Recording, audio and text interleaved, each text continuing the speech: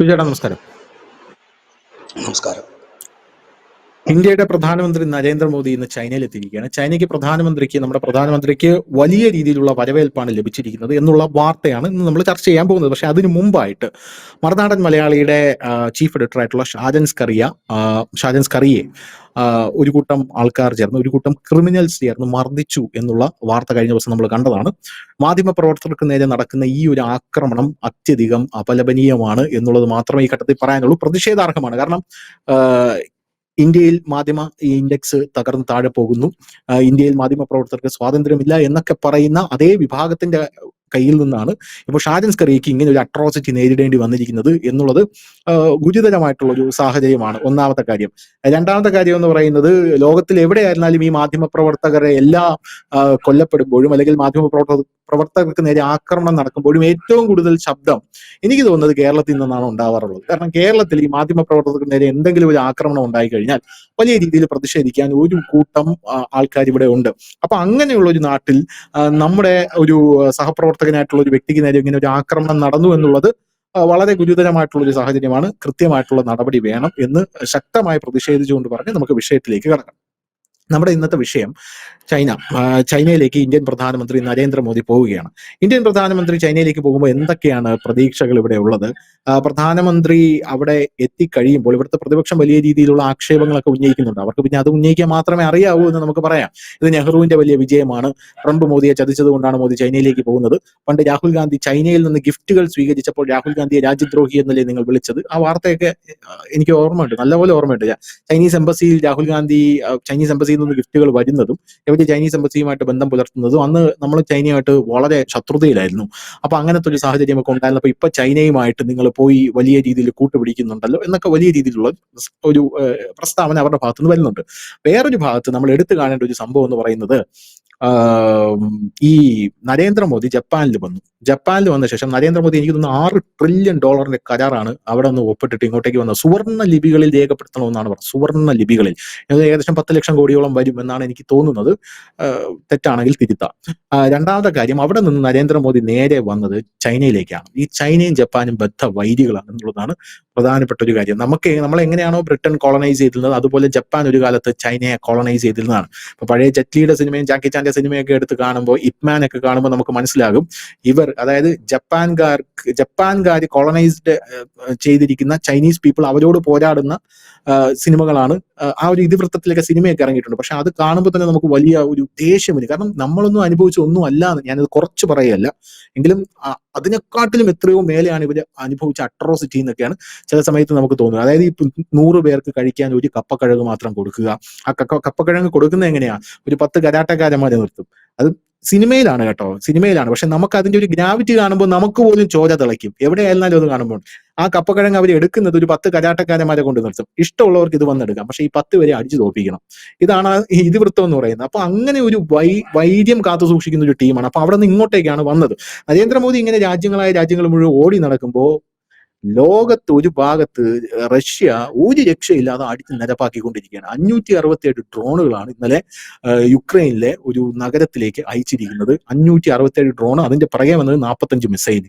അങ്ങനെ ഒരു ഭാഗത്ത് അടി എന്ന് പറഞ്ഞാൽ പൊരിഞ്ഞടി. അതിന്റെ വേറൊരു ഭാഗത്തേക്ക് നോക്കുമ്പോൾ ഇസ്രായേൽ അപ്പുറത്ത് സൈനിക നീക്കം ശക്തമാക്കി, വളരെ സ്ട്രോങ് ആക്കി ഇസ്രായേൽ ഒരു ഭാഗത്ത് നീങ്ങുകയാണ്. ഒരു ഭാഗത്ത് യുദ്ധമുള്ള ആൾക്കാർ യുദ്ധം ശക്തിപ്പെടുത്തിക്കൊണ്ടേയിരിക്കുന്നു, മറുഭാഗത്ത് എന്തോ ഒരു പവർ, അതായത് ഞങ്ങൾ ഈ യുദ്ധം ശക്തിപ്പെടുത്തും, ഞങ്ങൾക്ക് ഇനി ഒന്നും നോക്കാനില്ല, ഞങ്ങളുടെ ബേസ്മെന്റ് സ്ട്രോങ് ആണ് എന്നുള്ള രീതിയിലാണ് ഇവർ മുന്നോട്ട് പോകുന്നതെന്ന് നമുക്ക് ചിലപ്പോൾ തോന്നിപ്പോകും. പണ്ടൊക്കെ ആണെങ്കിൽ അമേരിക്കയാണല്ലോ ഇവരുടെ ബേസ്മെന്റ്. അമേരിക്ക യുദ്ധം നിർത്തണം എന്ന് പറയുമ്പോൾ ഇവർ യുദ്ധം നിർത്തും, അമേരിക്ക തുടങ്ങിക്കോ എന്ന് പറയുമ്പോൾ ഇവർ തുടങ്ങും. അമേരിക്കയായിരുന്നു ബേസ്മെന്റ്. പക്ഷെ ഇപ്പൊ അങ്ങനെയല്ല, ഒന്നും അമേരിക്കയുടെ കയ്യിൽ നടക്കുന്നില്ല.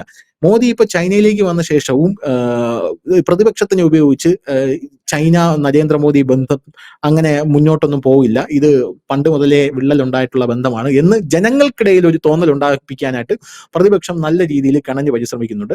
അതേസമയം ചൈനീസ് പ്രസിഡന്റ് ഷീ ജിൻപിങ് നരേന്ദ്രമോദിക്ക് കെട്ടിപ്പിടിച്ച് ഉമ്മ കൊടുത്തിട്ട് പറയുകയാണ്, അതിർത്തി പ്രശ്നമൊക്കെ നമുക്ക് കോംപ്രമൈസ് ചെയ്യാം, എന്തായാലും ഇപ്പൊ തന്നെ സമാധാനമൊക്കെ ആയിട്ടുണ്ടല്ലോ, ഇനി അതിർത്തിയൊന്നും ഞങ്ങൾ മാന്താൻ പറ്റില്ല എന്ന് കൃത്യമായിട്ട് പറഞ്ഞിട്ടുണ്ട്.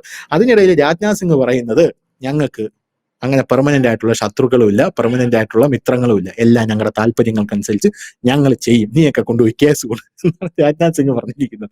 എന്താണ് തോന്നുന്നത്? ഇത് മൊത്തത്തിൽ എങ്ങോട്ട് പോകുന്നു? അതായത് ഇതിനകത്ത് ഇന്ത്യയും ഈ വിമർശനം ഉന്നയിക്കുന്നവർ പറയുന്നതിൽ കുറെ കാര്യങ്ങളുണ്ട്. കാരണം ഇന്ത്യയും ചൈനയും തമ്മിൽ അത്ര അടുത്ത ബന്ധമല്ല. പക്ഷേ ചൈനയും റഷ്യയും തമ്മിലും ഒരു അടുത്ത ബന്ധം ഉണ്ടായിരുന്നതല്ല. ചൈനയും അമേരിക്കയും തമ്മിൽ ഒരു കാലത്ത് സഖ്യകക്ഷികളായിരുന്നു.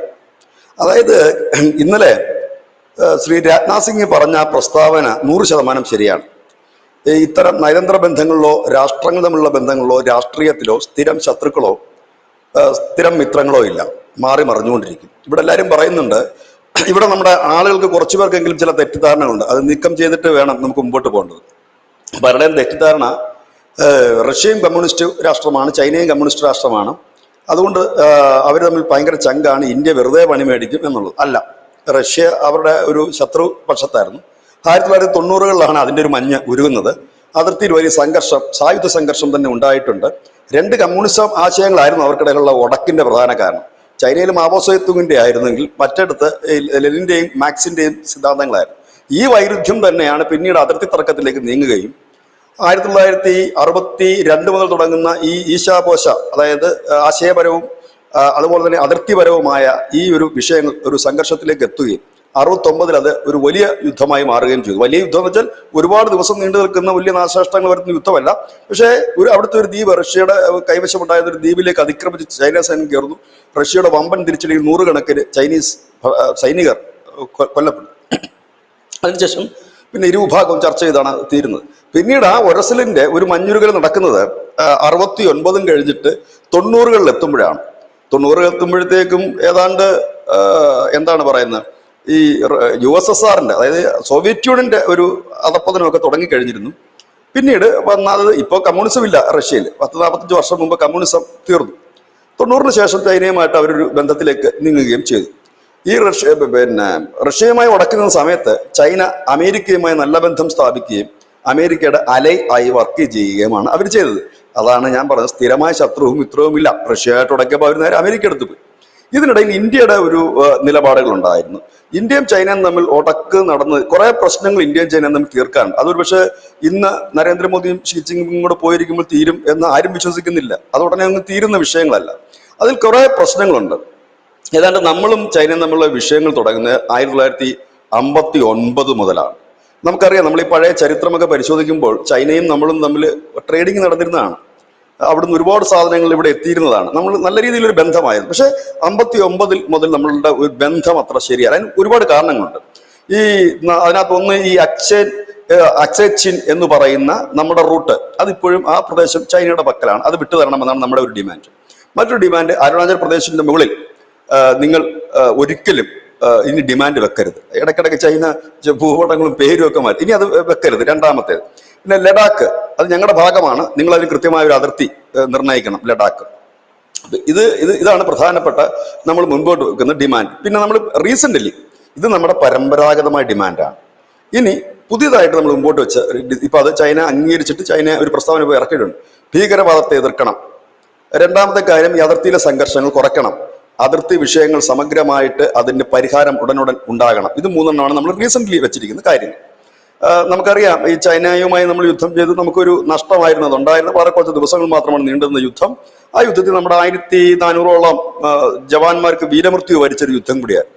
അന്ന് നമ്മുടെ അരുണാചൽ പ്രദേശ് ചൈന കൈവശപ്പെടുത്തിയിരുന്നു. പിന്നീട് അരുണാചൽ പ്രദേശിൽ നിന്ന് അവർ പിന്മാറി. അതായത് ആരുടെയും ഇടപെടൽ കൊണ്ടല്ല, അവർ വരുന്നു, അവർ ഇത് കഴിയുന്നു.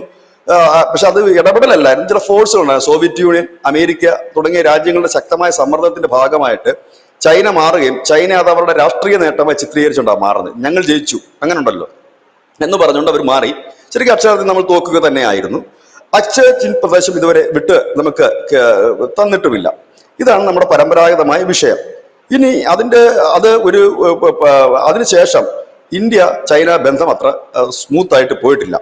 ഇനി ഈ ട്രംപിന്റെ ഈ പ്രശ്നം കൊണ്ട് ഇപ്പൊ ചൈനയുമായിട്ട് അടുത്തു എന്ന് പറയുന്നത് തെറ്റാണ്. 2023-24 ഇന്ത്യ ട്രേഡിംഗ് നടത്തിയതിൽ 1-ാം സ്ഥാനത്ത് ട്രേഡിംഗ് നടത്തിയ രാജ്യം ഏതാണെന്ന് വെച്ചാൽ ചൈനയാണ്. ഗൂഗിളിലോ മറ്റൊക്കെ സെർച്ച് ചെയ്താൽ നമുക്ക് അറിയാൻ കഴിയും. അപ്പൊ ട്രംപ് പറഞ്ഞത് ഈ അടുത്തല്ലേ, ഈ താരിഫിന്റെ ഒക്കെ വിഷയം വരുന്ന കുറച്ച് നാൾക്ക് മുമ്പല്ല. അപ്പൊ അതിനു മുമ്പ് നല്ല രീതിയിലുള്ള ട്രേഡിംഗ് ആണ് ഇന്ത്യ ചൈന നടത്തിയിരുന്നത്. അപ്പൊ അതിനു മുമ്പ് വ്യാപാരം ഉണ്ടായിരുന്നു, അപ്പോഴും വ്യാപാരങ്ങളും മറ്റുള്ള കാര്യങ്ങളും ഉണ്ടായിരുന്നു എന്നുള്ളൊരു യാഥാർത്ഥ്യമാണ്.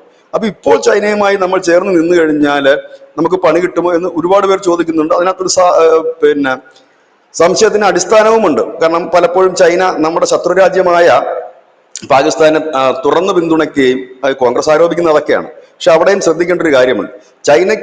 ചൈന പാകിസ്ഥാൻ ആയുധം കൊടുക്കുമ്പോൾ ഇതേ സമയത്ത് തന്നെ ചൈനയുടെ ശത്രു രാജ്യം അല്ലെങ്കിൽ ശത്രു പ്രദേശമായ തായ്വാൻ ഇന്ത്യയാണ് ആയുധം കൊടുക്കുന്നത്.